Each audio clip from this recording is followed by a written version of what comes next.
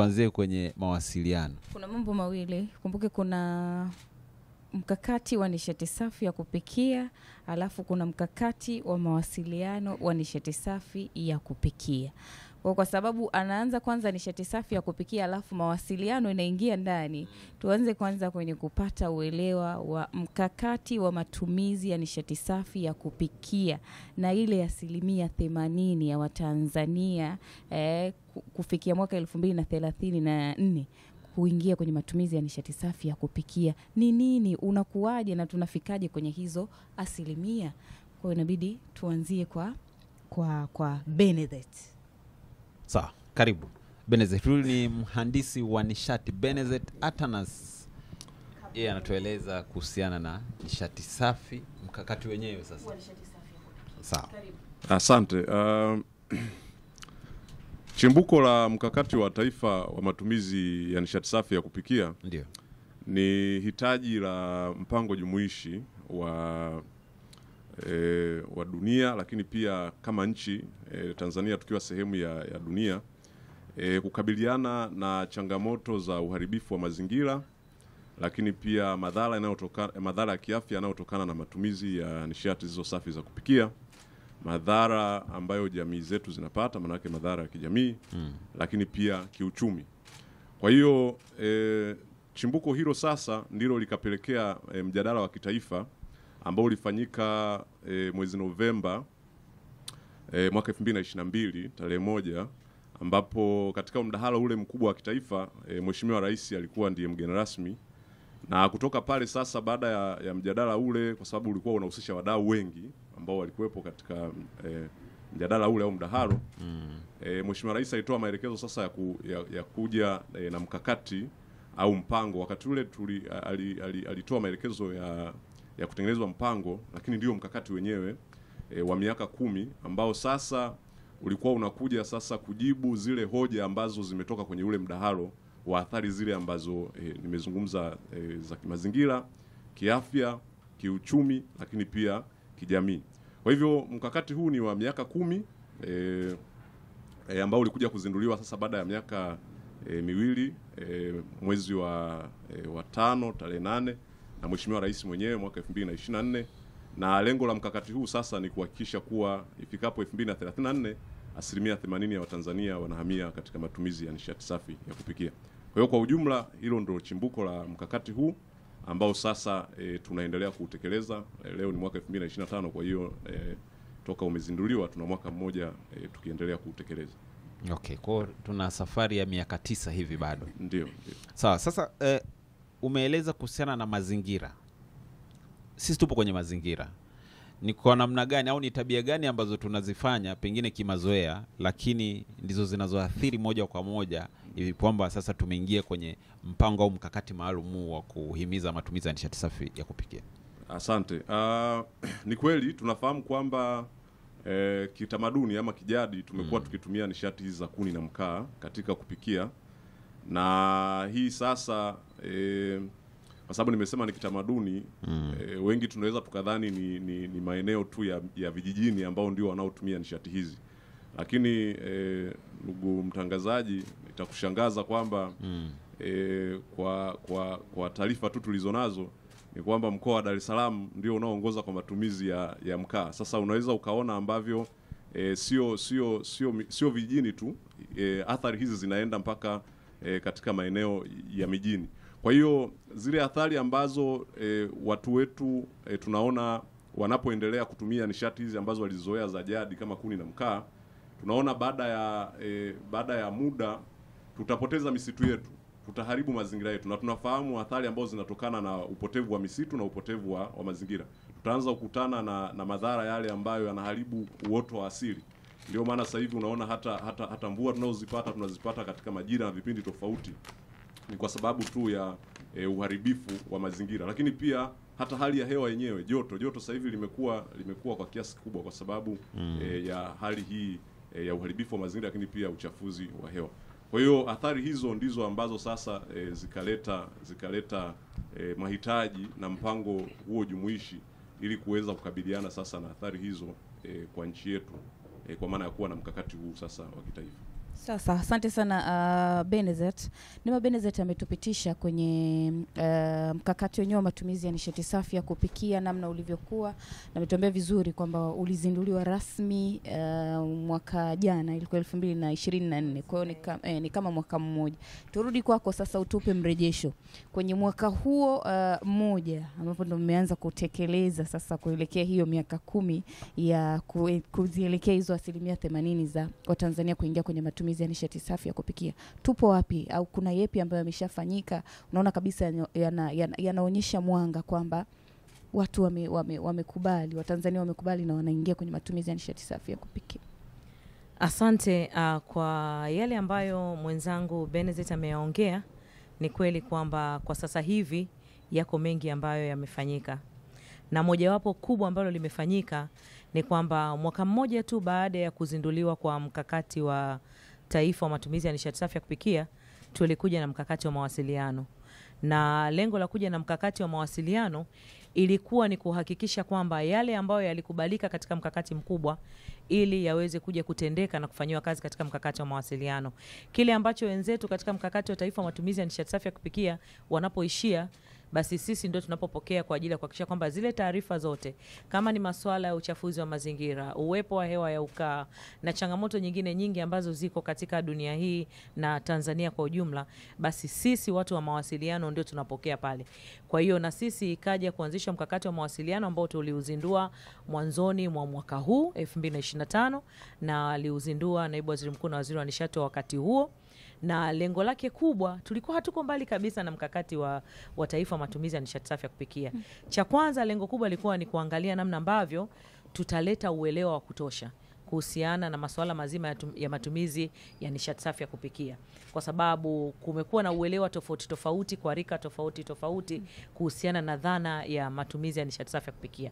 Lakini cha pili, katika mkakati tukajaribu kuandaa na kuangalia ni majukwaa yapi ambayo tutayatumia kwa ajili ya kufikisha ujumbe kwa jamii, ili jamii uweze kuelewa zile tabia ovu zilizopo, zile tabia ambazo zimekuwa zikichangia matumizi ya nishati isiyo safi, na sisi kama watu wa mawasiliano tutafanya nini ili kuweza kuziondoa hizo. Kwa hiyo hilo ndio lilipotusababisha sisi kuja na huo mkakati, lakini pia kuainisha maeneo ambayo tutaweza kuyafanyia kazi. Kama mwenzangu alivyosema, mkakati wa taifa wa matumizi ya nishati safi ya kupikia unagusa masuala ya afya, unagusa masuala ya mazingira. Ina maana inamgusa moja kwa moja mwananchi wa kawaida. Kwa na sisi lazima tuangalie, wakati mkakati mkubwa unapokuwa unatupa maelekezo kwamba tunataka tufikie 80% ya matumizi ya Watanzania yawe ni ya nishati safi, basi sasa sisi tunajiuliza tunafanya nini kama watu wa mawasiliano kuhabarisha umma, ili wajue zile athari zinazosababishwa, wao tuwaeleweshe kwa ujumla na waweze kubadili mitazamo na fikra zao kuhusiana na matumizi ya nishati isiyo safi. Kwa hiyo unaweza ukaona namna ambavyo hii mikakati miwili inafanya kazi kwa karibu na kwa pamoja, kwa sababu mmoja kazi yake ni kusaidia mwingine na mwingine kazi yake kutoa mwongozo, ili kusudi tuweze kufikia lile lengo la 80% lililokusudiwa. Sawa, asante sana. Jamani, huyo ni Neema Thomas Chalila Mbuja, ambaye yeye ni mkuu wa kitengo cha mawasiliano serikalini kutoka hapa Wizara ya Nishati.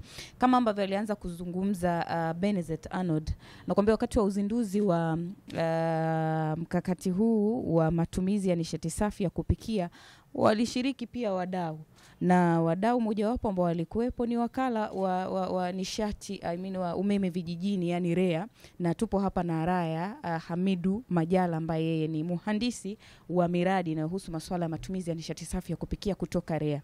Raya, unaweza ukatupitisha REA mmefanya nini kwa kipindi hiki cha mwaka mmoja tangu uzinduzi wa mkakati wa nishati safi ya kupikia? Asante sana. Sisi ni wakala wa nishati vijijini, kwa hiyo tunajihusisha na mambo yote ya nishati. Na kwa muda mrefu sana tulikuwa tunaongelea umeme ambao watu wengi ndio wanatambua kama ni nishati, lakini pia tunatekeleza miradi ya nishati safi ya kupikia, kwa maana kwamba tunapeleka hizi nishati safi ya kupikia maeneo ya vijijini. Sasa ili kufikia ile lengo ambalo limetajwa kwamba 80% ikifika mwaka 2034, tuna miradi mbalimbali ambayo inalenga kuhakikisha kwamba hizi nishati zinawafikia watu wa aina yote. Hapa naongelea watu wa aina mbili. Kuna kaya na vile vile kuna taasisi. Hao wote wanakuwa wana mahitaji ya nishati kwa kiwango tofauti. Tukiangalia taasisi ambazo zinalisha watu zaidi ya 100 ndio zinatumia sana kuni na mkaa. Na tukitaka kupunguza matumizi ya kuni na mkaa, ina make sense kwamba inabidi tuanze na taasisi. Kwa hiyo kwa taasisi, sisi kama wakala nishati vijijini tumeanza na magereza. Tumepeleka nishati safi ya kupikia kwenye magereza karibia 211 maeneo ya magereza. Kwa naongelea magereza, naongelea hospitali za magereza, vyuo vya magereza. Vile vile tumepeleka katika kambi takriban 22 za kambi za jeshi. Sahihi. Na tukitoka katika magereza na kambi za jeshi, tuna shule pia. Wanafunzi, kuna hizi program za kulisha wanafunzi shuleni, na mara nyingi sana wanakuwa wanatumia kuni au mkaa. Sasa ili kupunguza yale matumizi ya kuni na mkaa, na wenyewe pia tunawawezesha waweze kutumia nishati ambazo ni safi. Na nikiongelea nishati ambazo ni safi, naongelea nishati mbalimbali. Sisi kama wakala hatupromote tu nishati moja, tunaangalia eneo lilipo na nishati gani ambayo inaweza ikawafaa watu wa eneo hilo. Na mara nyingi nyinyi ni wakala wa umeme vijijini kwamba mnadili na umeme tu, hapana. Uko sahihi. Sisi ni wakala wa nishati. Yes. Na ndio maana hata katika mambo ya nishati safi kupikia pia tupo. Kwa hiyo tunaangalia pia na eneo lilipo ni aina gani ya nishati ambayo inaweza ikawafaa, ili kuhakikisha ile watu wanaweza kuna sustainability ya matumizi ya zile nishati. Lakini ukiachana na taasisi, tunaenda kwenye kaya. Mimi na wewe, watu wa vijijini, nyumba za kawaida. Tunataka nao pia waingie katika matumizi ya nishati safi ya kupikia. Kwa kuna miradi ya kupeleka vitu kama mitungi ya gesi, LPG tunaita kwa kitaalam, kwa bei ya ruzuku, ili wananchi waweze kupata hizi nishati safi ya kupikia. Na hii inalenga moja kwa moja, kuna mkakati ambao unalenga kupunguza gharama ya zile nishati safi za kupikia. Kwa ili mwananchi wa kawaida aweze angalau kuingia katika matumizi ya nishati safi ya kupikia, tumeona kama serikali, wakala nishati chini ya Wizara ya Nishati, tutoe ruzuku ambayo inaweza kumwezesha mwananchi wa kawaida aweze kutumia nishati safi ya kupikia. Kwa tuna mradi wa kupeleka mitungi ya gesi takriban 450,000. Kuna mradi wa kupeleka majiko banifu takriban 200,000. Majiko banifu ni majiko ambayo yanatumia nishati ndogo sana, kuni na mkaa. Kwa hiyo tunaamini kuna wale ambao hawawezi moja kwa moja wakahama kuni na mkaa wakaenda kwenye gesi. Kuna wale ambao wanaanza kupunguza matumizi ya kuni na mkaa ili wapunguze uchafuzi wa mazingira na tupunguze kukata miti kwa ajili ya kuni na mkaa. Vile vile tuna miradi ya kuwezesha kina mama na vijana. Ukiangalia kwenye mkakati, nishati safi sio kutumia tu. Pia tunaangalia zile channels ambazo nishati safi inawezekana, kuanzia uzalishaji, usambazaji. Kwa hiyo kuna miradi pia kuwezesha vikundi vya kina mama na vijana kupata elimu ya labda kutengeneza mkaa mbadala. Maana tuna discourage kutumia kuni na mkaa. Sasa watu watumie nini? Kuna kitu kinaitwa mkaa mbadala. Mkaa ambao unatengenezwa kutokana na labda mabaki ya vyakula, kutokana na maganda ya miwa. Kuna malighafi mbalimbali zinazoweza kutumika kutengeneza mkaa mbadala. Kwa hiyo tunawapa mafunzo wa kina mama na vijana, na tunawawezesha pia kuwapa hizi mashine za kutengenezea hizo mikaa mbadala. Kwa hiyo pia ni moja ya miradi yetu katika kuhakikisha matumizi ya nishati safi ya kupikia, na kuwapa watu pia fursa za kiuchumi za kuweza kuwa wanachangia katika hii ajenda yetu ya nishati safi ya kupikia. Sawa, tunaenda break fupi, tutakaporejea tutajadili kwa kina zaidi. Nimesikia umegusia swala la ruzuku, umetaja baadhi ya taasisi. Kwa hiyo tutakaporejea nitahitaji kufahamu zaidi utaratibu wa hizi bei za ruzuku. Katika mkakati wenu, ni taasisi gani hasa mnapanga kuzifikia? Kwa sababu naona kwenye phase yenu mara nyingi hata tunapokuwa tukizungumza mnataja magereza. Mliona nini kuanza na magereza, alafu ni taasisi gani nyingine mnazotaka kuzifikia katika utekelezaji wa mradi huu na kwa nini? Asante sana. Kama utakumbuka, lilitolewa kuna tangazo la tamko la serikali kwamba taasisi zote ambazo zinalisha watu zaidi ya 100 tuachane na kuni na mkaa. Na ukiangalia magereza ni moja ya taasisi ambazo zinatumia sana kuni na mkaa kwa ajili ya mahabusu pamoja na yes. Kwa hiyo ni moja, na pia ni taasisi ambayo pia ilikuwa iko mstari mbele sana kutaka kubadilika. Kwa hiyo walionyesha utayari. Walionyesha utayari, na sisi tukashirikiana nao pia katika kuhakikisha kwamba tunafanikisha hilo jambo. Lakini kama nilivyosema, kigezo ni kwamba taasisi ambazo zinalisha zaidi ya watu 100. Kwa hiyo tumeanza na magereza, kambi za jeshi na shule ambazo ni taasisi ambazo zinalisha pia watu wengi sana. Lakini vile vile tunavyoelekea mbele, tumetoa tayari tangazo kwenye magazeti kwamba taasisi zozote public private ambazo zinalisha watu zaidi ya 100 wanaruhusiwa kuomba kuleta maombi yao kwa ajili sisi kuwawezesha wao kupata nishati safi ya kupikia katika taasisi zao. Kwa takriban taasisi 400 zitafikiwa na hii ruzuku. Yes. Sawa.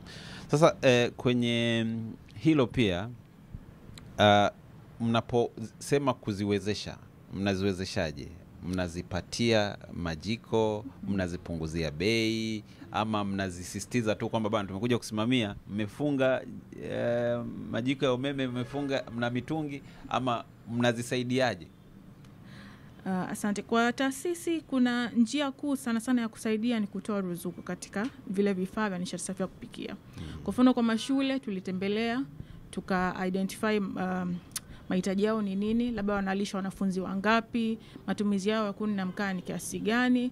Hapo tunachakata hizo data, tunajua labda wanahitaji aina gani ya nishati ya kutumia.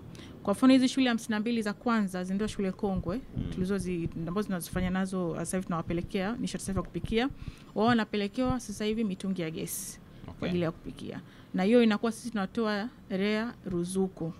Kwa hiyo sisi tunawawezesha kuweka kila kitu, kuset up kila kitu kwa ajili ya kuanza kutumia nishati safi ya kupikia. Sawa. Na uligusia pia mafunzo. Utaratibu wa mafunzo ukoje? Taasisi zinaomba ama kanakuwa ni ka package kuwezesha pia taasisi? Utatoka mwongozo mzuri zaidi, lakini tayari tumeshaandaa, tunaita TOR, hadidu za rejea. Kwa ajili ya kuidentify hivyo vikundi, sifa zake ni zipi, ziko maeneo gani, na aina gani ya elimu itatolewa kwao, na pia kitu gani kinahitajika kwao kufaidika na kupata hii mashine ya kutengenezea mkaa mbadala. Sasa wakati unazungumzia nishati mbadala ama mkaa mbadala, ulitaja kuhusu maganda ya miwa, ukataja na vitu vingine, mabaki ya vyakula pia. How is this possible? Inawezekanaje hii? Sasa nyie mnakuwa nyie kama REA mnakuwa mnashiriki au mnachukua sehemu mnawezesha, ama huu mkaa mbadala unapatikanaje?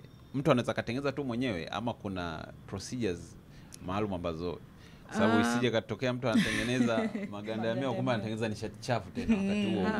Kuna tunatumia nishati isiyo safi. Tuseme nishati safi. Lugha ya kimawasiliano siku hizi tunasema nishati safi na nishati isiyo safi, ili tunajaribu kulinda matumizi ya lugha sanifu. Lakini pia kwenye maeneo mengine hatutaki kutweza utu wa mtu, kama tukiwa tunazungumzia masuala ya kijinsia na kibiolojia. Ni kama kuna kitu unataka umekutana na nini kwani hapo kwenye kutweza hapo ni kama matumizi ya lugha. Wakati mkiwa nishati safi na isiyo safi. Katika mkakati wa mawasiliano umeainisha kwa uwazi kabisa kwamba ni aina gani ya lugha tutaitumia kwa watu gani, warika gani, eneo gani, na kwa ujumbe upi ambao tunataka kuupeleka. Kwa sababu lengo letu sisi hatutaki kumtisha mtu kwamba bwana utakufa usipotumia nishati safi, utafanya hivi. Yani hizi lugha za kutisha hatuzitumii sana. Lakini pia lugha za kutweza utu ni kama vile kusema sasa wale wanawake wanaoishi na virusi vya ukimwi kwa mfano. Yani hizi ni lugha ambazo hatupaswi kuzitumia wakati tunazungumzia masuala ya nishati safi ya kupikia, kwa sababu zinatweza utu wake. Tunaheshimu kila mmoja jinsi alivyo kulingana na hali yake, uwezo wake, kipato chake, lakini kikubwa sana tunatumia lugha ambayo itakuwa ni nyepesi, ambayo itafikisha ujumbe kwa urahisi, na kila mmoja atakuwa na uwezo wa kuelewa kile ambacho kinasema. Hapa sasa ndo tunaenda sawa, unaanza kuelewa kwa nini huu mkakati wa nishati safi ya kupikia baadaye akaja akazaliwa pia huu mkakati wa mawasiliano wa nishati safi ya kupikia, kwamba tunataka watu wabadilike waingie kwenye matumizi ya nishati safi ya kupikia. Lakini lazima tujue tunawasiliana nao vipi, tunawaambia vipi, ndo hichi neema ambacho anakisema. Sawa, Raya karibu. Raya, kuna kitu ulikuwa unakimalizia kukatiza. Ulikuwa unaniuliza inawezekanaje mabaki ya chakula kutengenezwa mkaa. Ndio, na kuna procedures maalum, kuna sehemu zinatengenezwa watu wanapaswa nunue kule au ni vipi? Kuna viwanda ambavyo kuna hao watengenezaji wadogo ambao tayari wanatengeneza. Ni utaalamu ambao unawezekana, ni kwamba yale mabaki yanasagwa vizuri, yanaongezewa calorific value, ili yaweze kutumika kama mkaa. Ina maana inakuwa na uwezo wa kutoa joto kupikia. Okay. Kwa hiyo unaweza kutumia malighafi tofauti. Mabaki ya chakula hizo wengine wanatumia mpaka vifuu. Lakini vile vile kuna makaa ya mawe, STAMICO wanatengeneza mkaa mbadala wa makaa ya mawe ambao bahati nzuri pia REA tumeshirikiana nao kununua mtambo mmoja utakuwa Geita kwa ajili ya kuongeza ile production ya makaa ya mawe. Maana sasa demand imeanza kuwa kubwa, watu wengi wanahitaji. Kwa hiyo katika pia kuhakikisha upatikanaji wa nishati safi ya kupikia, katika taasisi tulizoshirikiana nazo ni STAMICO katika kununua mtambo wa kuongeza utengenezaji wa mkaa mbadala. Kwa hiyo tukisema mkaa mbadala uko aina tofauti. Kuna makaa ya mawe, kuna mabaki ya vyakula, kuna randa za mbao, yani vitu vingi sana vinaweza kutumika kutengenezea mkaa mbadala. Na ndio maana hata katika kuwapa mafunzo, ina maana tunashirikiana na watu ambao tayari wanatengeneza, wana ujuzi ili kuwafunza wale jinsi gani ya kutengeneza, na wataangalia eneo lililowazunguka kitu gani kinapatikana kwa urahisi pale ili kuhakikisha utengenezaji wao mkaa unakuwa sustainable. So kwamba wanatengeneza leo, kesho malighafi imeisha, inabidi waanze kutafuta mbali kidogo, inakuwa ni changamoto. Okay, sawa. Kwenye ujumbe mfupi hapa message zipo nyingi sana, lakini kwa sababu Raya alikuwa akizungumza hapa, kuna ujumbe nimeuona hapa wa Faustin Samson kutoka Ushetu. Anasema swali langu, kuna kundi la wakulima wa tumbaku nao wanakausha tumbaku kwa kutumia kuni. Je, wizara hii inasaidiaje wakulima hawa ili waweze kutumia nishati safi ya kukaushia? Kwa sababu sawa, ni kama anaona wizara imejikita kwenye nishati safi tu ya kupikia, lakini anasema kule Ushetu kwao wanalima tumbaku kule. Kuna mpango wowote kwenye hilo mwafikiria hao? Asante. Ni jambo ambalo pia tumekutana nalo kwenye sehemu nyingi ambazo tunatoa elimu, lakini pia kuhamasisha watu kuhusiana na matumizi ya nishati safi ya kupikia. Kwa hiyo mpaka nukta hii lipo kwenye meza yetu tunalifahamu. Okay. Lakini kama tunavyofahamu serikali tunaenda kwa mipango pia. Kwa hiyo wakati tunapotekeleza huu mkakati, linapoibuka hilo ambalo kimsingi halizungumzii kupikia, lakini tunaona nao ni kundi lingine pia ambalo linakata sana miti ili kuweza kupata hiyo nishati kwa ajili ya kukaushia tumbaku. Kwa hiyo sisi la kwetu tumedili na la kupikia, lakini kwa sababu tunapozungumzia nishati maana yake ni pana, lipo kwenye meza na tumeshalipokea. Kwa hiyo tunaendelea na michakato yetu ya ndani kuona namna ambavyo pia tunaweza tukahusika nalo, lakini kwa sasa tunachokitekeleza tumejikita sana kwenye eneo la matumizi ya nishati kwa ajili ya kupikia. Sawa, asante. Kuna swali hapa nimeliona, nafikiri hili ni la Madam Neema, kama si yeye ataniambia. Huyu ni Boaz, yuko Kigoma. Yeye anauliza kuna hatari gani kutumia nishati ya kuni? Sawa, na naomba sasa Nide uniruhusu wakati Madam Neema anataka kulijibu hilo, naomba uniruhusu nisome baadhi ya message hapa, kila mtu atajua swali hili linamhusu au vipi. Sawa. Haya, huyu Elias kutokea Kahama anasema kwa familia nyingi za Kitanzania ni ngumu kumudu gharama za matumizi ya nishati safi. Wizara ina mpango gani kuzisaidia familia hizo? Haya, Chimbo Paulo kutoka Bariadi anasema anatusikiliza, yeye anatumia nishati safi, asante. Huyu Anton Charles kutoka Inyonga anasema nishati safi ya kupikia inatusaidia kupunguza uharibifu wa mazingira yetu, asante. Huyu somo analielewa Haya, uko mbele ya muda. Aya, okay. Mr. Masele Ndoni kutoka Kahama Ushetu anasema ikumbukwe elimu ya nishati safi inatolewa hasa mjini na sehemu nyingine zilizochangamka. Je, ni lini elimu hii itatufikia vijijini na mbinu gani tutumie ili watu wote tupate ufahamu zaidi? Haya, Jonas Mayoya wa Nyakanazi, sawa, nimeliona swali lako. Yeye anasema hivi, kunapokuwepo na nishati safi ya kupikia tuwezi tena kutumia mkaa? Haya, asante sana Seleman Mtula, nimeona ujumbe wako. Kevin Kibiki anasema kutoka Mninga Mufindi, yeye anasema kuna shida sana kwenye ujazo wa mitungi, ni kama inaisha mapema hivi, shida nini? Kwa mtatueleza, je, mitungi ni kweli haijazwi vizuri au ni namna gani? Haya, mwingine huyu anaitwa Dani anasema nishati safi tutaipataje, wengine haijatufikia. Yupo wapi Dani? Yeye hajataja yuko wapi. Hilo nafikiri mtakuja kutueleza. Yeye mtu anayetamani kutumia nishati safi ni vipi anaweza kufikiwa. Sawa, basi kwa kwanza haya yanatosha na bila shaka kila mmoja atajua anajibu kwenye lipi. Karibu Madam Neema. Asante. Labda mimi la kwangu nijikite katika yale maswali mawili. La kwanza ni la yule ndugu yetu aliyezungumzia kuhusiana na athari kutoka Kigoma. Kama kampeni ya nishati safi ya kupikia inavyosema, tunayo slogan maalum, kauli mbiu, ambayo ni kauli mbiu inazungumzia nishati safi ya kupikia, okoa maisha na mazingira. Kwa kama kauli mbiu jinsi ambavyo inasema ya kuhamasisha ya taifa, ndivyo ambavyo naona yale mambo mawili makubwa yalivyopewa kipaumbele, afya na mazingira. Kwa moja ya athari kubwa sana za kiafya ambazo zinatokana na matumizi ya nishati isiyo safi ikiwemo kuni, kama alivyouliza ndugu yetu wa Kigoma, ni kwamba inaleta matatizo ya uono. Uono kwa maana ya kwamba mtu anapotumia muda mrefu kuni na baadaye macho yake yanakuwa yanaingiwa na moshi, ule moshi baadaye unakuja kumletea athari kwenye macho yake ambayo ni kwa afya. Lakini sio tu kwa habari ya macho, inakuja kuleta athari pia kwa habari hata ya vifua. Wanapata magonjwa yanayoambatana na masuala ya upumuaji, kwa maana ya kwamba mtu sasa anaanza kupata vifua visivyopona, na baada ya hapo unakuta anakohoa kwa muda mrefu, na baadaye inaweza ikapelekea hata kifo, kwa sababu ule moshi unapoenda kukaa katika kifua unakaa muda mrefu. Kwa hiyo unaenda kuziba na kutanda katika maeneo ambayo hata mzunguko wako wa damu hautakuwa vizuri. Kwa baada ya muda huyu mtu lazima atakuja atafariki.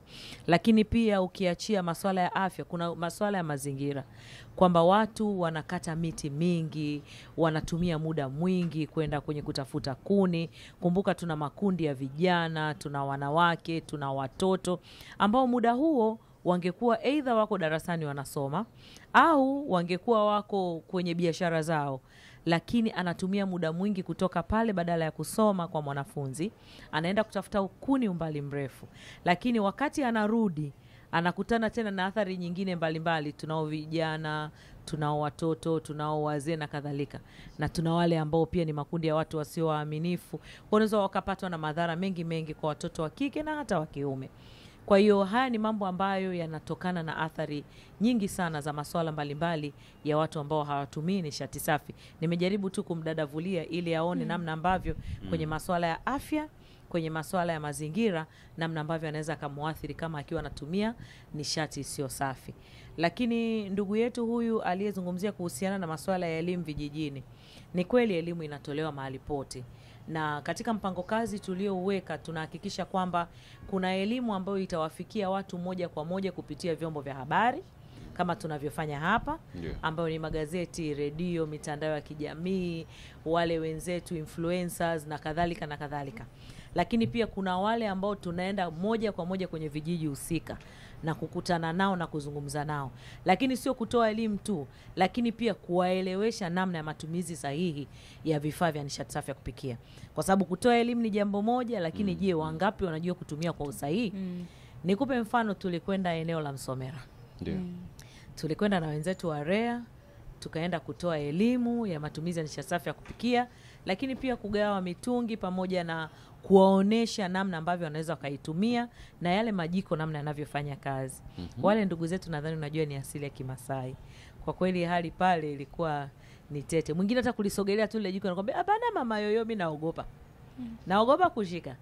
Lakini baada ya kutoa hiyo elimu sasa hivi wale watu wamekuwa ni mabalozi wazuri na wanatumia nishati safi ya kupikia, na unajua wale ndio wale waliotoka Ngorongoro kuletwa pale Msomera. Kwa hiyo ni mfano tu. Yako maeneo mengine mengi ambayo kutokana na elimu tunayowafikia moja kwa moja, na elimu hii manake mtatumia tunasema road show, mnapita na magari barabarani kwa ajili ya kutoa elimu, lakini pia mnakwenda kwenye vijiji na vijiji kuambia jamani, sasa hivi kampeni ya Mheshimiwa Rais wa Jamhuri ya Muungano wa Tanzania ni ajenda ya nishati safi ya kupikia. Lakini ajenda hiyo lazima iendane na solution ya kwamba tumewaletea nishati safi ya kupikia, kama ni gesi, kama ni umeme ambao maeneo mengi REA wamefika vijijini na kadhalika. Lakini tunapowaletea nishati safi ya kupikia lazima umwambie itakapomalizika kama ni gesi unaipata wapi. Kwa hiyo lazima mwajengee pia mazingira mazuri ambayo wataweza kupata hiyo nishati pale ambapo watakuwa wanahitaji kulingana na chaguo aliloliamua mtumiaji mwenyewe. Asante. Sawa. Kwa hiyo mazingira hayo sasa mnayaweka kabisa kwamba kwa sababu mwingine anahofu kwamba sawa nitatumia mtungi, lakini vipi gesi kiisha napata vipi? Mnawaelekeza kwenye elimu mnaitoa. Ni kabisa, tunawaelimisha na wenzetu wa REA wanafanya kazi nzuri. Maeneo mengi wanapofika, kama ni gesi wanahakikisha kabisa kwamba kuna bei ya ruzuku kama alivyosema, ili mwananchi aweze kupata kwa gharama nzuri kwa upande wa mitungi. Na kama ni kwa upande wa umeme, mnajua gharama ni ndogo sasa hivi, 27,000 tu anauza mtu kuku wake mmoja au wawili, ana uwezo wa kuweka umeme na bado akatumia vifaa vinavyotumia umeme kidogo, na bado akatumia umeme kwa gharama ndogo, na akapika kwa muda mfupi, kwa sababu hiyo ndo kazi ambayo TANESCO inafanya ya kuhakikisha kwamba kunakuwa na kitu anakiita gharama ndogo za kupika. Na mfano mzuri kila siku anatuambia badala ya kupika makande kwa dakika 50 au masaa mawili, sasa hivi unatumia pressure cooker yako ambayo inakula umeme kidogo, chini hata unit moja, na unapata chakula kikiwa kimeiva na bado umetumia umeme kidogo, lakini umesave muda. Badala ya kusubiri masaa mawili makande yaive, basi unatumia dakika chache. Asante. Naona ni kama Benezet anazungumza hapo kwenye maswali yaliyoulizwa. Karibu. Asante. Ya kisera. Kabisa. Sijawamaki vizuri waulizaji wa maswali, lakini na imani nitakapokuwa najibu yale ambayo ameulizwa watakuwa wanafahamu, lakini pia ni kwa faida ya wote wanaotusikiliza. Kuna swali liliulizwa kuhusiana na gharama za nishati hizi kuwa kubwa, na akauliza wizara imejipangaje kumsaidia mwananchi. Ni kweli tunafahamu changamoto hii, na kwa muktadha huo ndio maana hata mkakati huu ni wa miaka 10. Tunafahamu kwamba hivi vitu vinaenda kwa hatua. Kuna vingine ambavyo ndani ya malengo mahususi ya mkakati vinatuhitaji kwenda kwa wakati, yani kwa vipindi, kwa phases, kwamba tunavyozidi kuendelea kutekeleza basi tutakuwa tunaona potential ile nafuu au ahueni kwa mtumiaji wa nishati hizi. Lakini pia kwenye eneo hili kuna ruzuku ambayo serikali imetoa kama alivyosema mwenzangu mhandisi Raya kutoka REA juu ya zile nishati ambazo zimewekewa ruzuku. Kwa mfano kama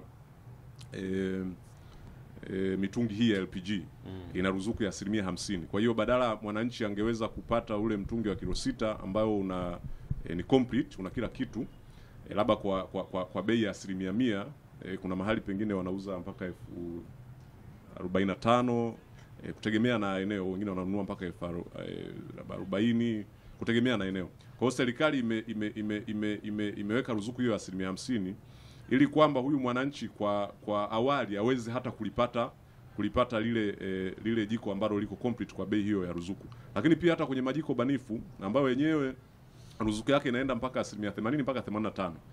Majiko banifu pia ni eneo pia ambalo tumeona kama serikali tunahitaji kuliwekea nguvu kwa watu wetu, kwa sababu kama walivyosema wazungumzaji wa awali, tunafahamu kwamba nishati safi za kupikia ni nyingi. Na sisi kama serikali kupitia mkakati tunahamasisha matumizi ya nishati hizi, kila mmoja kulingana na uwezo wake, kipato chake, lakini pia upatikanaji wa nishati husika. Kuna mtu mwingine kupata mkaa mbadala kwenye eneo lake ni rahisi zaidi kuliko kupata labda gesi ya LPG. Lakini kuna mtu mwingine uwezo wake pia wa kifedha anaweza kuwa na jiko banifu ambalo linatumia mkaa kidogo, kuni kidogo, akaweza kupika, lakini usimlazimishe sana kwenda kwenye nishati ambayo hana uwezo nayo. Sambamba na hilo, kwenye kuhamasisha pia wawekezaji kuweka mifumo ambayo inamwezesha sasa mwananchi kulipia kidogo kidogo.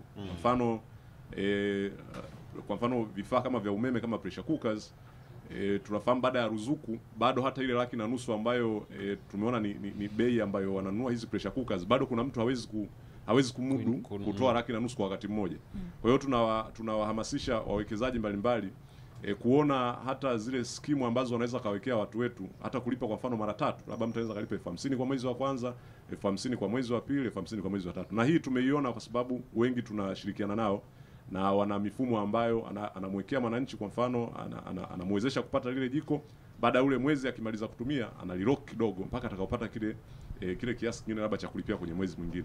Kwa hiyo tunaona mipango hii, kwa sababu tunafahamu hatuwezi kufanikisha peke yetu kama serikali, na mkakati huu unahitaji wadau wengi tushirikiane nao ili kuweza kuwarahisishia wananchi kupata hizi nishati. Sijui ni jibu na lingine. Okay.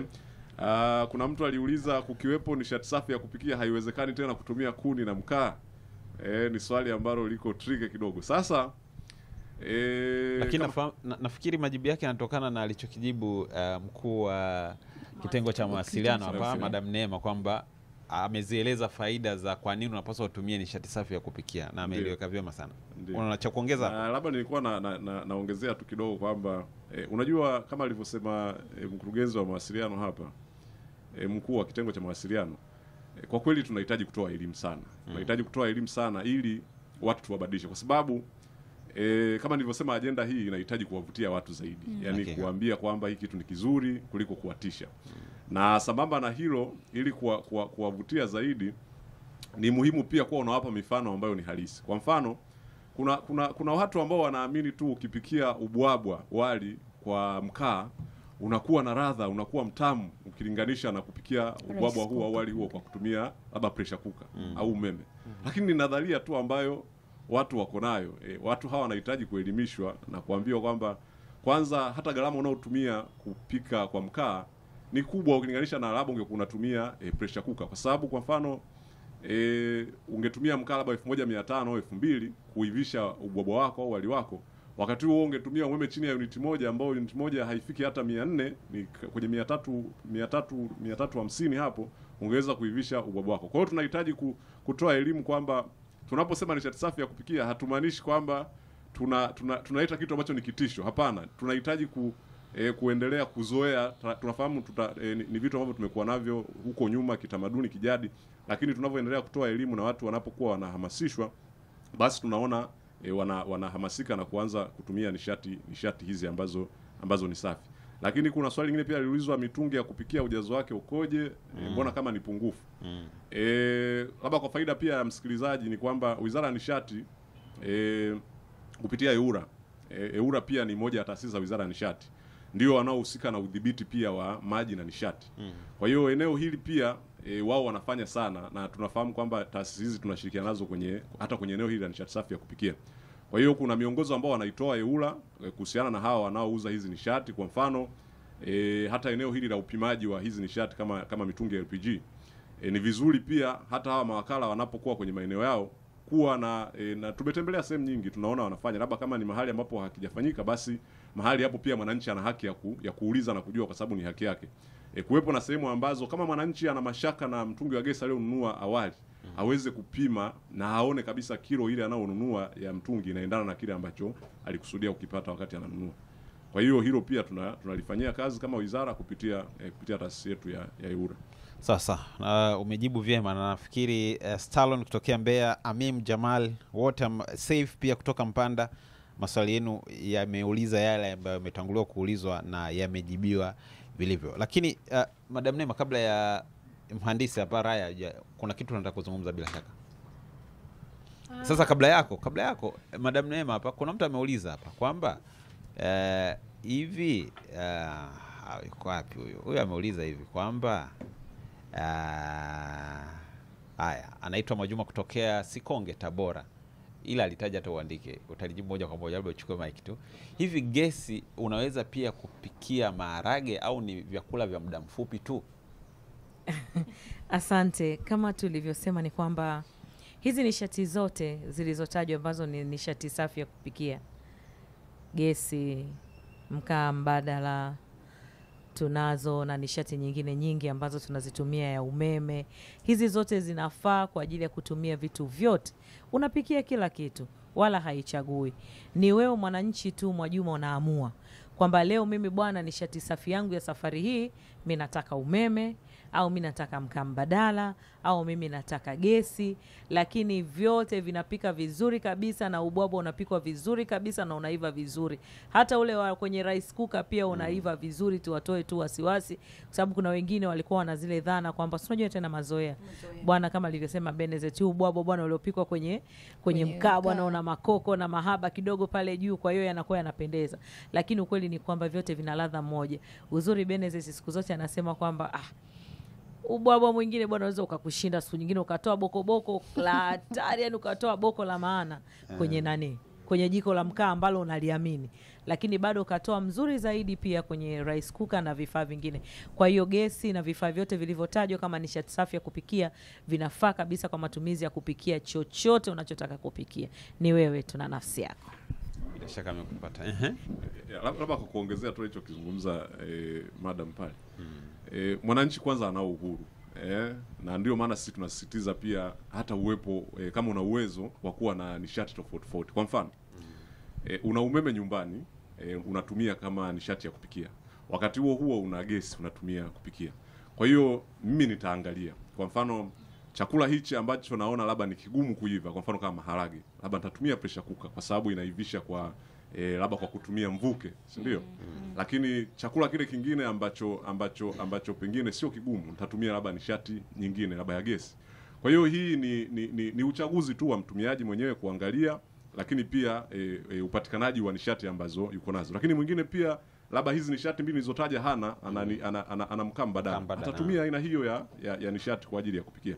Kwa hiyo hatumfungi. Ndio maana unaona elimu tunayoitoa au kampeni tunayoifanya hii ni ya kuhamasisha, sio kutisha.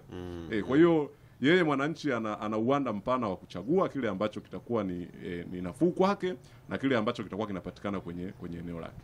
Hakika. Na ujue Nide, nimependa wakati tunangoja Raya azungumze hapa, nimependa kwenye maelezo ya Mhandisi Benezet. Ameeleza swala la mkopo, si ndio? Ndio. Na naona ni swala linalowezekana ambalo linapaswa litazama, kwa sababu fikiria tu kama tunaweza tukapata mikopo ya simu, watu wanapata. Kwa nini tushindwe kupata mikopo kwenye nishati safi? Na tunataka hilo wanasema pay as you cook, unajua pay as you cook. Kama pale unavyosema pay as you earn, unapika unalipa kwenye kodi zile zingine, basi huko tunakwambia pay as you cook, kwamba unalipa kadiri unavyopikia. Na hii ipo mifano mingi, lakini tunaweza tukatoa pia mfano mwingine ambao nadhani wakati tunafanya kipindi na TBC Taifa, TV ni TBC Taifa, TBC tunaita TBC1. Yes. Wakati tunafanya kile kipindi kwenye soko la feri, tuliona moja ya teknolojia ya namna hiyo ambayo imewasaidia wale waliokuwa wanakaanga samaki feri kwa kutumia kuni. Kwa hiyo yeye badala labda ya kuhitaji fedha kubwa ili alipia aweze kupata gesi ya kukaangia samaki wake, ana uwezo wa kukaanga samaki kwa kutumia kile kiasi ambacho anacho. Kwa mfano anaweza akapata unit za shilingi labda 6,000 au anaweza akapata labda gesi ya 5,000 au 3,000. Kwa anakuwa ana huo urahisi wa kumudu kulipia kidogo. Biashara haifanani siku zote. Kuna siku nyingine anapata, siku nyingine maana leo nimeshindwa kukaanga, sina pesa. Kwa kumbe anaweza kufanya kulingana na ule uwezo ambao yupo nao. Yes, lakini pia kuna kampuni kama nyingine ambazo za gas kama MGas nao wameshaanza kuwawezesha wananchi kwenye maeneo ya Dar es Salaam, lakini pia wanafikiria kuexpand kwenda sehemu nyingine zaidi, kuwawezesha wananchi kuweza kwa mfano, unajua hii sasa haizungumzii mwenye kipato cha chini tu jamani.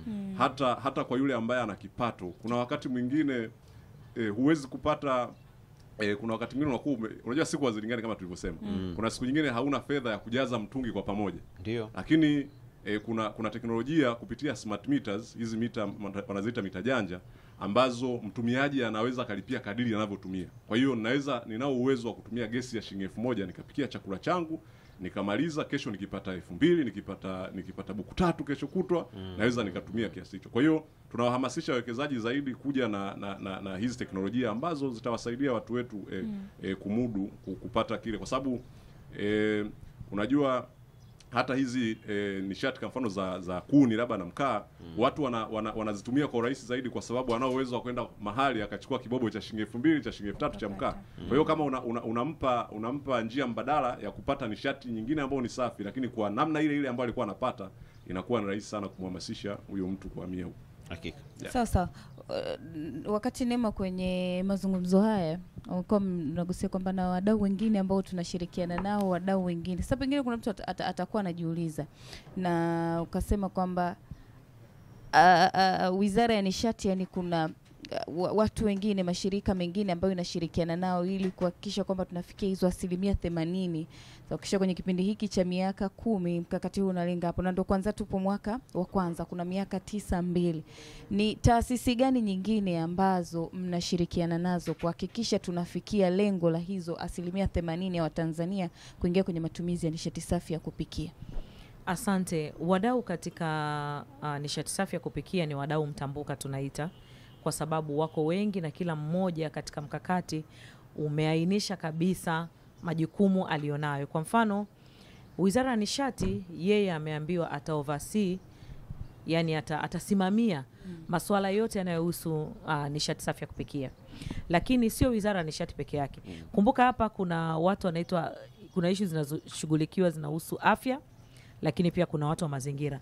Ina maana miongoni mwa wadau wakubwa ni pamoja na zile wizara ambazo zinafanya kazi sambamba na serikali. Kwa mfano Wizara ya Afya. Wizara ya Afya imeainishwa vizuri kabisa katika mkakati kwamba ameambiwa majukumu yake ni kuhakikisha kwamba watakapokuwa wanafanya utekelezaji wa mkakati wa matumizi ya nishati safi ya kupikia, wao jukumu lao ni kuhakikisha kwamba masuala ya afya yanapewa kipaumbele. Elimu kuhusiana na maradhi yanayotokana na afya, manake wao ndio jukumu lao. Ina maana kuanzia kiongozi wao wa juu mpaka wale watu wa level ya kwetu sisi ya watu wa mawasiliano, watakuwa wakiendesha kampeni zinazohusu afya, vis-a-vis athari za kiafya kwenye masuala nishati safi ya kupikia. Ukija kwa watu wa mazingira, unakuta mle ndani kuna ofisi ya makamu wa rais wanaoshughulikia mazingira. Ina maana wale pale watakuwa wanazungumza kuhusiana na masuala mkakati na utekelezaji wake wa nishati safi ya kupikia vis-a-vis masuala ya mazingira, kwamba hivi vitu viwili vinaingilianaje. Tunagundua kwamba hivi vitu vinategemeana. Huyu mwananchi wa kawaida hawezi kuwa na afya njema kama hana mazingira mazuri ya kuishi, kama mahali anapofanya shughuli zake za kila siku ni salama kwa mazingira yake, kwenye afya hali kadhalika. Lakini pia hapo kumbuka tunao wadau ambao ni taasisi zilizo chini ya Wizara ya Nishati.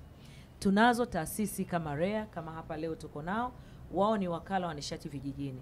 Kwa masuala yote yanayohusu nishati, REA kazi yake ni kuhakikisha kwamba licha ya kwamba ana kazi ya kufunga umeme katika maeneo ya vijijini, lakini bado analo jukumu la kutoa elimu, kumwambia yule mwananchi kwamba ni nafasi gani ambayo REA inatoa katika kuhakikisha kwamba anahamasisha juu ya matumizi ya nishati safi kwenye sekta ya umeme. Lakini pia bado ana kazi ya kuhakikisha kwamba miundombinu kwenye maeneo ya watu ambao wanazidi zaidi ya 100 wanapatiwa nishati safi ya kupikia, ambalo amelizungumzia vizuri. Kwa hiyo amekutajia habari ya magereza, jeshi na maeneo ya shule. Hivi vitu vyote ni vya msingi. Lakini wadau wengine wakubwa sana tulionao ni TANESCO. TANESCO na REA wanafanya kazi ambayo kidogo inafanana, lakini wanatofautiana kwenye eneo dogo. TANESCO manake ni kwamba atafunga umeme, lakini bado ana kampeni yake ya Smart Pika, ambayo yeye anahakikisha kwamba watu wanapika kijanja, wanatumia umeme, na anahamasisha, anakuambia bwana, teknolojia ya kupika kwa kutumia umeme ni rahisi zaidi kuliko teknolojia nyingine. Lakini sisi kama wizara tunasema wote tunawasupport na tunawapa elimu. Baadaye mwananchi ni jukumu lake kuangalia katika sera aliyoileta TANESCO, katika sera aliyoimwaga REA, sera aliyoisema TPDC ambaye na yeye ni moja kati ya taasisi zilizo chini ya Wizara ya Nishati. Yeye anasambaza gesi asilia kwa kutumia mabomba ili kusudi ziweze kuwafikia nani? Watanzania. Tayari nyumba kadhaa kwenye maeneo mbalimbali TPDC wamefanya na wameingiza hiyo gesi, na hapo sasa mtu anatumia gesi kwa kadiri anavyohitaji.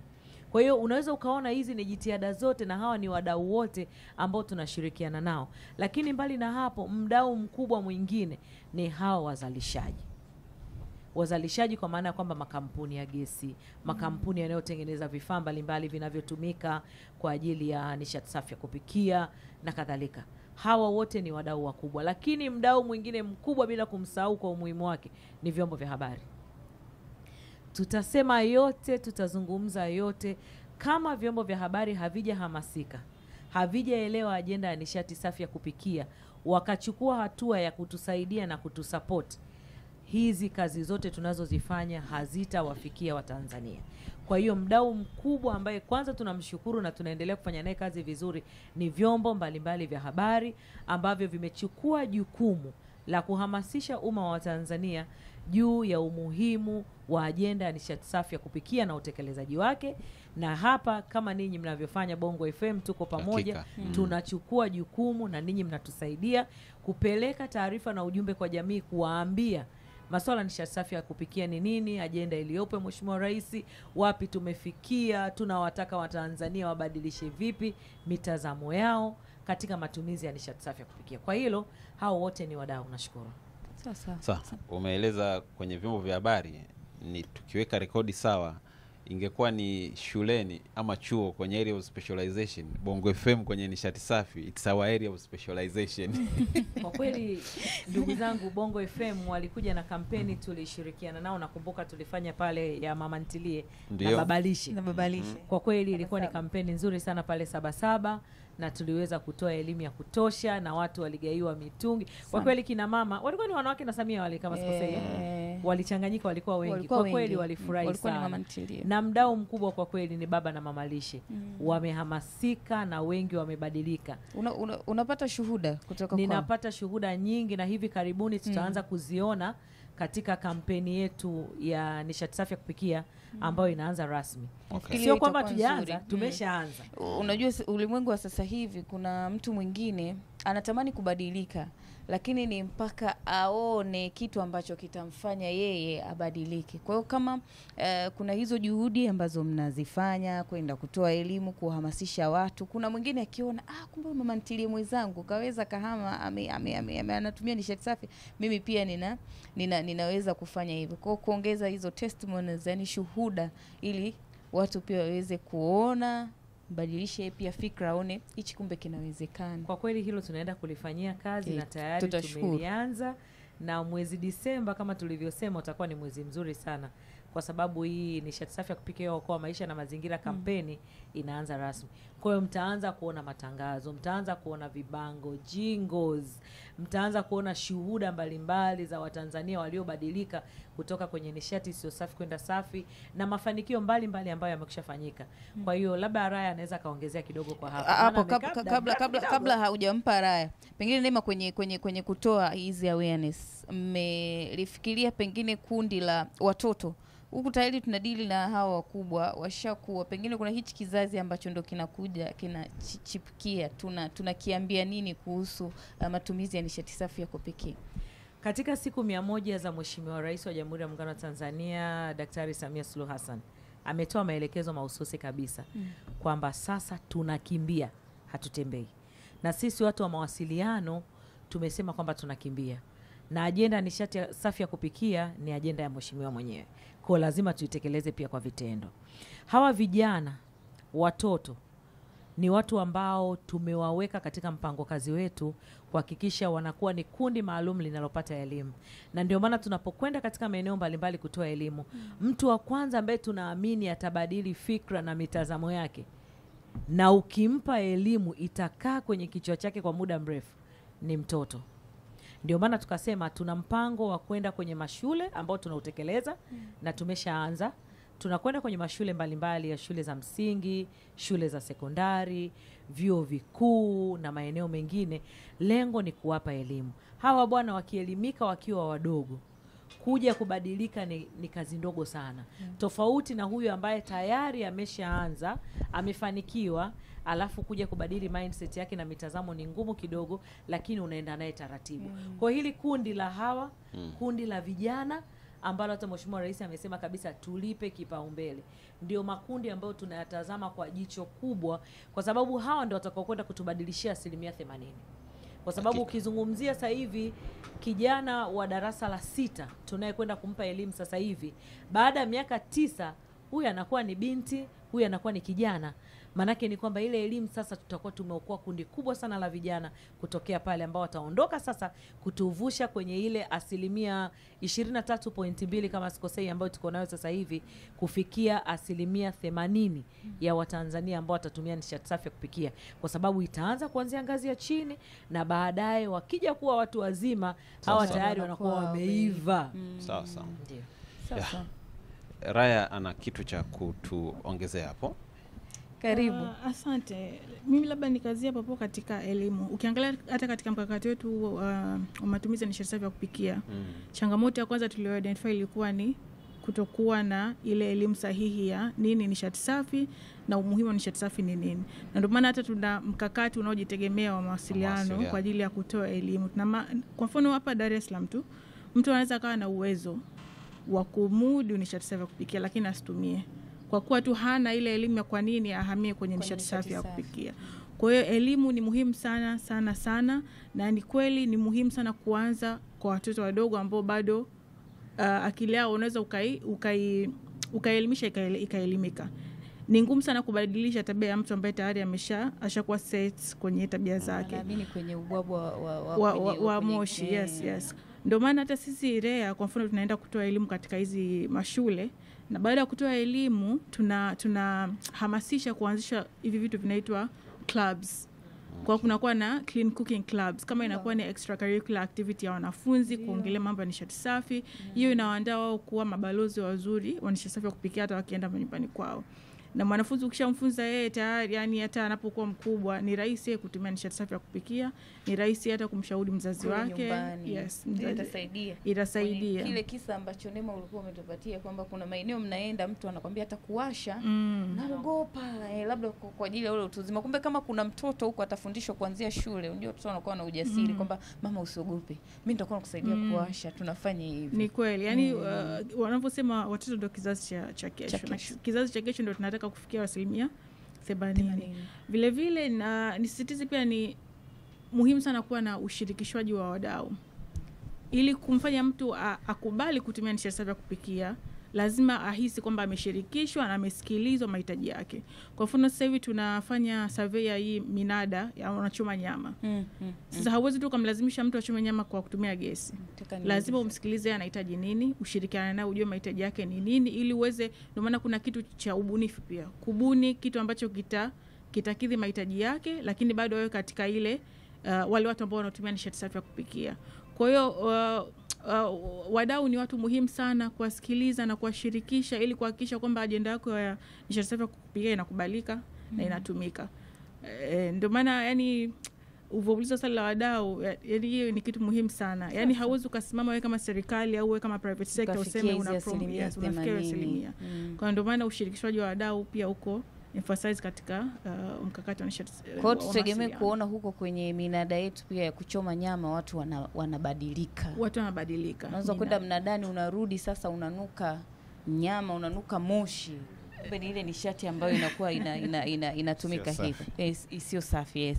Jamani, hii ni Power Bank na ni moja kwa moja kutokea hapa Wizara ya Nishati jijini Dar es Salaam. Tupo na Neema Thomas Chalila Mbuja ambaye ni mkuu wa kitengo cha mawasiliano serikalini kutoka hapa Wizara ya Nishati, lakini pia uliotoka kumsikiliza muda huu ni Raya Majala ambaye yeye ni project engineering, yani mhandisi wa miradi kutoka Wakala wa Nishati Vijijini yani REA, lakini pia tupo na Benedict Kabunduguru ambaye ni mhandisi wa nishati.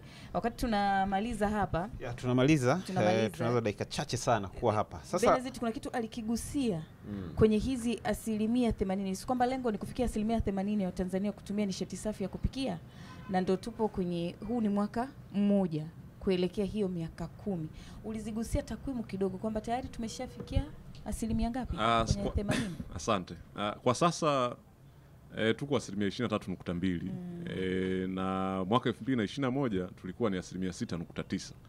Kwa hiyo unaweza ukaona ambavyo tunasogea na tunavyoendelea na programu hizi za kutoa elimu, lakini kuhamasisha watu tunaona tutafikia lile lengo. Na tamko la mkakati linatutaka wote tutumie nishati safi ya kupikia, lakini ndani ya lengo kuu la mkakati ndio linatuambia tufikie hizo 80%. Kwa hiyo sio vibaya ikifika 2034 au kabla 2034 tukawa Watanzania wote tunatumia nishati safi ya kupikia.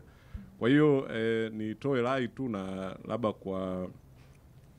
kwa faida ya msikilizaji na kina baba pia na, yes na asante, naona umegusia swala kina baba. Jamani, kwenye tamaduni zetu kule ilifahamika kwamba mama ndiye anayehusika na kuandaa chakula au kupika, lakini tunachokiona baada ya kufuatilia huko nyuma, tumegundua kwamba sio kwamba kina baba hatupendi kupika, ila zile changamoto za nishati zilizokuwa tunazitumia kupikia. Kwa mfano baba anaona akichukua mkaa anachafuka, akichukua kuni kuanza kupuliza moshi na nini, ndicho kicho kinafanya kina baba washindwe kupika. Lakini leo kwa kutumia nishati hizi za safi za kupikia, baba anapika vizuri tu. Kwa hiyo tuone kwamba hili jambo likiwa na ujumuishwaji wa pamoja, basi tutapata lile lengo kwa pamoja, kwa sababu sio jambo ambalo litakuwa linazungumzia jinsia fulani, bali litakuwa ni la watu wote kwa pamoja.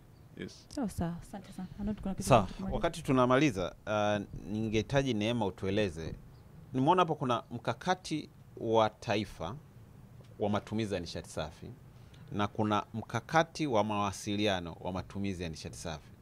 Naona kama wizara mmekuwa na mikakati miwili kwa wakati mmoja, mtaweza kuitekeleza kweli? Itawezekanaje? Sawa, sasa iko hivi. Mkakati wa taifa wa nishati safi ya kupikia ni mkakati ambao ulianza, ndio mkakati mama. Na mama hawezi kufanya kazi mwenyewe bila kuwa na wasaidizi ambao watamsaidia katika kuhakikisha kwamba lile lengo linafikiwa. Okay. Yaani kwa kifupi, mkakati wa mawasiliano unaweza kuwa na mikakati mingi. Ukiangalia kwa wenzetu Kenya, wakati wanatekeleza na wanaendelea kutekeleza ajenda nishati safi ya kupikia, wana zaidi ya mikakati 12. Wana mkakati mpaka wa LPG. Okay. Wana mkakati wa nishati safi wenyewe, wana mkakati sio wa gesi. Yani una uwezo wa kuwa na mikakati mingi tu, lakini mle ndani ya mikakati lazima uwe na mipango thabiti ya kwamba unataka kuachieve nini kwenye mkakati husika. Hilo ndo la msingi. Kwa hiyo katika mkakati mkubwa uliainisha maeneo ambayo wanataka kufanya kazi. Mojawapo ya eneo lililokuwa limeainishwa lilikuwa ni kuwepo kwa mkakati wa mawasiliano. Okay. Kwa hiyo mkakati wa mawasiliano kuwepo uko kabisa na una complement na mkakati mkubwa wa taifa. Okay. Na lengo ni kwamba mkakati mkubwa utakaposema kwamba mimi lengo langu ni kufikia 80%, nataka tutoe elimu, nataka Watanzania wanatumia nishati safi. Mkakati kama mkakati usipokuwa na mkakati wa kusupport fanyaje, itakuwa hatufanyi chochote. Na ndio maana tukawa na mkakati wa mawasiliano ambao sasa pale ambapo wao wanasema bwana, unajua kuna sera ambazo tunaziangalia, tunaziona haziendani sambamba na ajenda nishati safi ya kupikia, zinahitaji mabadiliko. Sasa mimi kama mtu wa mawasiliano ndo naanza kupiga kampeni kwamba jamani, sasa tutafanyaje ile sera, tunahitaji sera ibadilike, tunahitaji miongozo, tunahitaji kanuni. Mkakati mkubwa utaniambia bwana, okay, nimeanza kutoa ruzuku. Nina ruzuku ya 50% kwa ajili ya mitungi ya gesi. Sasa mimi mtu wa mawasiliano, kazi yangu jamani, haya Watanzania, changamkieni fursa, 50% tumetoa. Kwa hiyo anzeni kutumia nishati safi. Kwa hiyo unaona namna ambavyo hawa watu wawili wanakwenda sambamba, wanashirikiana. Huyu ni mkakati mkubwa, sisi tunafanya yale yaliyoko ndani ya mkakati, lakini kwa kumrahisishia ili aweze, kama mnachora ramani kwa kweli yani sisi ni kama catalyst fulani hivi, unajua tuna speed up ile reaction yake ili kusudi tuambie okay, mnapita huku. Sasa tukitumia mbinu hii na hii tutafika kwa uharaka.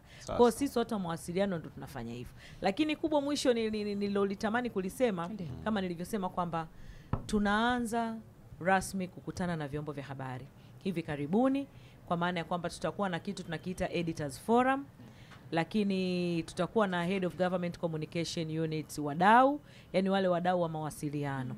Lengo letu ni kwamba kama tulivyosema, hizi wizara na taasisi tunazoshirikiana nazo ni lazima Watanzania wajue kila mmoja ana role gani kwenye nafasi alionayo ya taasisi yake katika kupeleka ajenda hii ya nishati safi ya kupikia mbele. Kwa hiyo mdau mkubwa kwa upande wangu mimi, mkakati wa mawasiliano, ninaona siwezi kufanya kazi peke yangu. Lazima nifanye na wakuu wa vitengo. Wadau wangu wakubwa ni wahariri wa vyombo vya habari, ambao nikipeleka salamu kuambia kwamba bwana, tunataka ajenda hii sasa hivi tumekuja na hiki, basi wahariri wote wanalichukua lile na kulifanya ni jambo la taifa, inakuwa ni ajenda, na baada ya ajenda manake ni kwamba tunafikia lile lengo ambalo limekusudiwa. Kwa hiyo niwaombe sana, ila niwakumbushe tu ndugu zangu wanahabari, tukishafanya hiyo nitaanza sasa zile testimony ulizosema, nitaanza kuwapitia kwenye majumba ili niwaone ndugu zangu wanahabari wamebadilika. Isije kama mimi wananisaidia kupiga kampeni alafu nikakuta wanatumia kuni. Yaani ndugu zangu Arnold pamoja na Brunei, mimi nitakuja kukagua nione mnatumia nishati safi au isiyo safi, ili tuweze kuitekeleza ajenda hii kwa vitendo. Asante. Tunashukuru sana kwa wakati wenu, na tunakushukuru kipekee sana wewe ambaye umeungana na sisi tangu saa 3 kamili asubuhi tulipoianza Power Bank ya leo kutokea hapa Wizara ya Nishati jijini Dar es Salaam. Lengo ni kufikia lengo lililowekwa kwenye mkakati wa taifa wa nishati safi ya kupikia kufikia 80%. Tunazifikieje? Hii si tu kuachia wizara wao wafanye, lakini pia mimi na wewe moja kwa moja tunahusika kuhakikisha tunabadili mitazamo yetu, tunabadili fikra zetu. Utakuwa umemsikia hapa Neema, umemsikia Raya, lakini pia umemsikia Benezet, ambao wote kwa nafasi zao kwa wahandisi wametupitisha kwenye masuala ya uhandisi kama wa miradi kutoka REA, lakini pia Benezet alitupitisha kwenye sera sasa zinazohusu mkakati huu wa matumizi ya nishati safi ya kupikia. Alikadhalika Neema pia akatupitisha kwenye namna ambavyo wao kama kitengo cha mawasiliano wanafanya kuhakikisha